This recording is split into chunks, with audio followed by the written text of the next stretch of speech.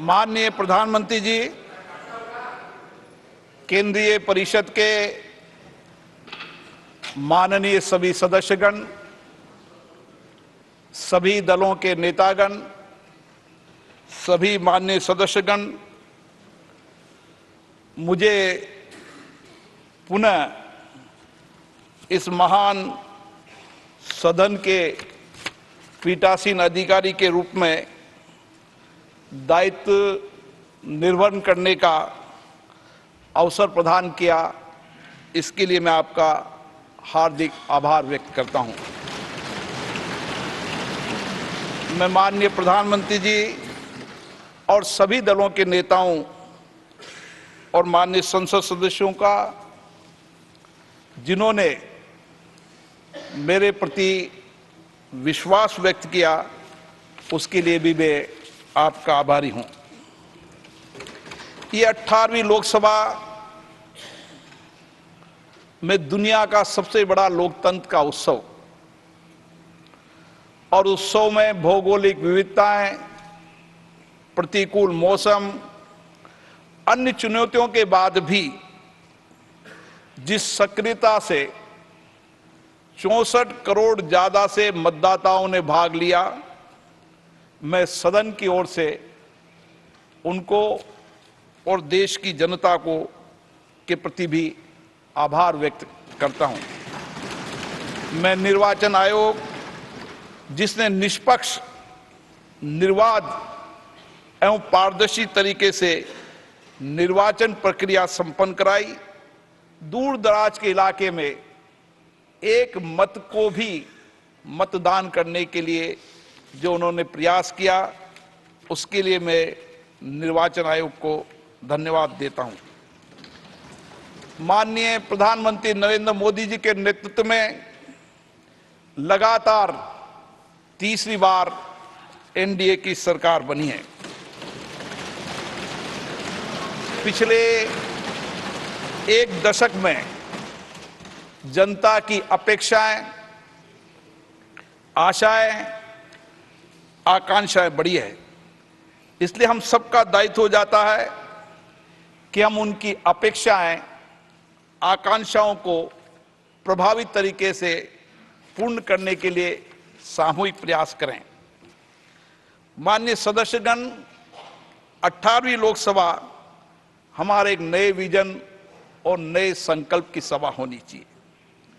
18वीं लोकसभा हमारे रचनात्मक चिंतन एवं नूतन विचार की सभा होनी चाहिए, जिसमें उच्च कोटि की संसदीय परंपरा स्थापित हो, पक्ष प्रतिपक्ष की मर्यादित सहमति असहमति की अभिव्यक्ति हो, देश के समक्ष ज्वलंत मुद्दों पर सार्थक चर्चा संवाद हो और विकसित भारत के संकल्प को पूरा करने के लिए इच्छा शक्ति के साथ ये संकल्प काम करे। माननीय सदस्यगण, मैं इस अवसर पर मेरे पूर्वतन पीठासीन अधिकारी को भी स्मरण करना चाहता हूं, जिन्होंने अपनी कार्यकुशलता से इस सदन की दक्षता को, इसकी मर्यादा को, इसकी परंपरा को, इसकी गरिमा को प्रतिष्ठा देने का पूरा प्रयास किया। मुझे भी 5 वर्ष पीठासीन अधिकारी के रूप में ये गौरव प्राप्त हुआ।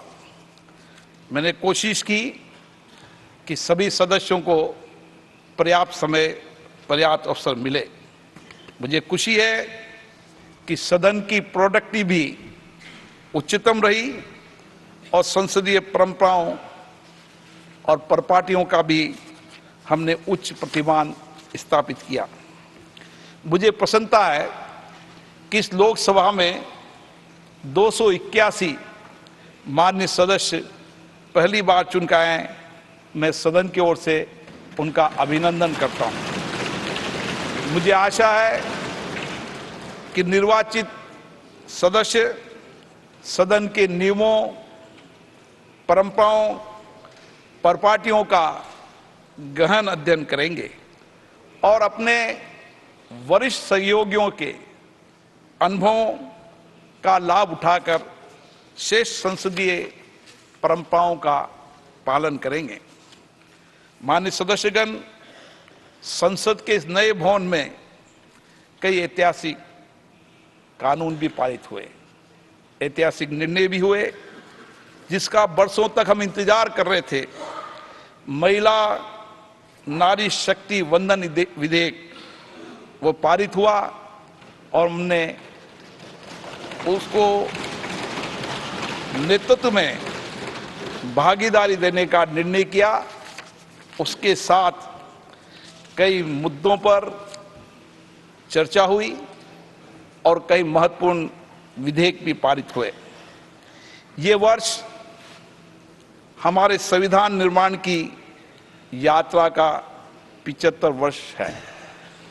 मैं संविधान निर्माण में भूमिका निभाने वाले उन सभी मनीषियों को नमन करता हूं, जिन्होंने दलगत भावनाओं से, निजी विचारधाराओं से ऊपर उठकर प्रत्येक बिंदु पर गहन अध्ययन, विचार विमर्श, चर्चा, संवाद कर एक ऐसा संविधान बनाया जो आज भी हमारा मार्गदर्शक है।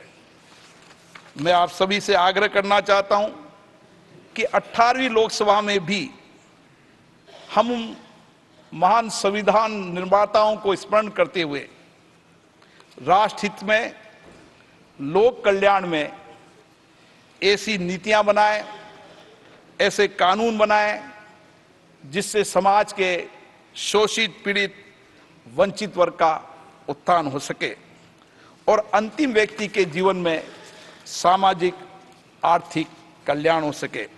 मैं इस अवसर पर माननीय प्रधानमंत्री जी को का धन्यवाद देना चाहता हूं, आभार व्यक्त करना चाहता हूं, जिनके मार्गदर्शन में इस दशक के अंदर संविधान दिवस मनाने की श्रेष्ठ परंपरा शुरू हुई। संविधान पर चर्चा हुई, डिबेट हुई और साथ के साथ माननीय प्रधानमंत्री जी ने पीठासीन अधिकारियों में सभी राज्य के पीठासीन अधिकारियों को कहा कि वह अपने अपने राज्य में नो योर कॉन्स्टिट्यूशन, हमारी युवा पीढ़ी संविधान को जाने, संविधान को समझे और संवैधानिक कर्तव्यों को और दायित्वों को निभाते हुए देश के विकास में सक्रिय योगदान दे। मेरी कोशिश रहेगी कि मैं सभी मान्य सदस्यों को पर्याप्त समय, पर्याप्त अवसर दूं। ये संसद सभी पक्षों के विचार वाली सभा है। सभी पक्षों के विचार यहां पर आने चाहिए। सहमति, असहमति हमारे लोकतंत्र की ताकत है। हम अलग अलग विचारधारा से चुनकर आते हैं, लेकिन विचारधाराओं के बाद भी देश सबसे सर्वोपरि है।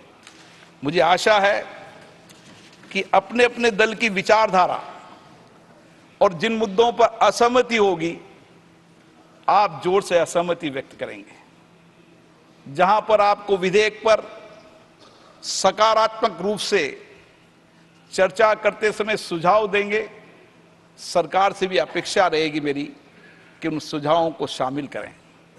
पक्ष और विपक्ष मिलकर सदन चलता है। भारत के लोकतंत्र की ताकत यही है कि सबकी बात सुनी जाए और सबकी सहमति से सदन चले। मेरी अपेक्षा रहेगी कि मैं सबकी सहमति से सदन चलाऊं, एक दल का व्यक्ति हो उसको भी पर्याप्त समय, पर्याप्त अवसर मिले, क्योंकि देश की जनता ने उनको चुनकर भेजा है। और मैंने कोशिश की पिछले कार्यकाल में कि पहले सत्र में सभी मान्य सदस्यों को बोलने का अवसर दिया। जो मान्य सदस्य नहीं बोलना चाहते थे उनको भी आग्रहपूर्वक बुलाया और उन्होंने अपनी बात को रखी। मैं कोशिश करूंगा कि उसी भावनाओं से आप सबका मत विचार सदन में आए और मैं निष्पक्ष रूप से सदन का संचालन कर सकूं। लेकिन मेरी अपेक्षा रहेगी कि निर्बाध रूप से सदन चले, ये मेरी आपसे अपेक्षा रहेगी। हम सब लोग यहां पर चुनकर आते हैं और जनता की बहुत अपेक्षाओं से चुनकर आते हैं। इसलिए मैं बार बार आग्रह करता हूं कि सदन में गतिरोध नहीं होना चाहिए। सदन में आलोचना हो, विचार व्यक्त हो, अभिव्यक्ति हो, लेकिन गतिरोध सदन की परंपरा नहीं है। बेल में आना सदन की परंपरा नहीं है। मेरी कोशिश रहेगी कि जो संसदीय मर्यादा है उसके पालन करने की जिम्मेदारी आपने मुझे दी है और मैं उसका पालन करूंगा। मैं कभी मान्य सदस्यों के खिलाफ कोई कार्रवाई नहीं करना चाहता, लेकिन आप सब भी ये चाहते हैं कि सदन की उच्च कोटि परंपरा प्रपाटियां लागू रहे। इसके लिए मुझे कठोर निर्णय लेने पड़ते हैं।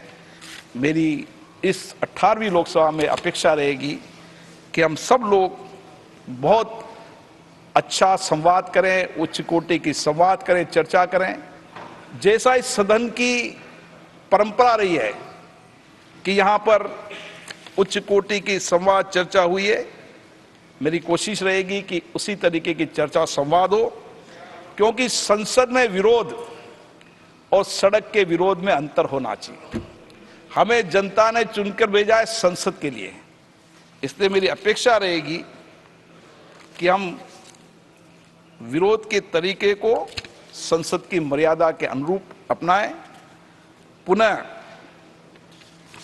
मैं सभी मान्य सदस्यों का आभार व्यक्त करता हूं और विशेष रूप से आग्रह करता हूं कि लोकतंत्र और सदन के गौरव बढ़ाने के लिए आप सब सामूहिक प्रयास करेंगे। हमें लोक सेवा का जो अवसर दिया है उसका अधिकतम उपयोग करेंगे।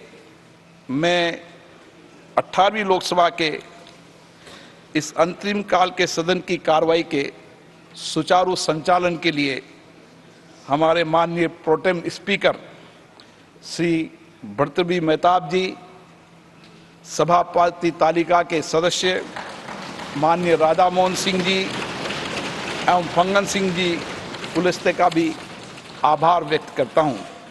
मैं लोकसभा के महासचिव, सचिवालय के सभी कर्मचारियों की समर्पित सेवा के लिए उनको धन्यवाद देता हूं और मैं आशा करता हूं जो विचार आपने व्यक्त किए हैं, हम सब मिलकर इस 18वीं लोकसभा की सदन की गरिमा और प्रतिष्ठा को बढ़ाएंगे। धन्यवाद। जय हिंद।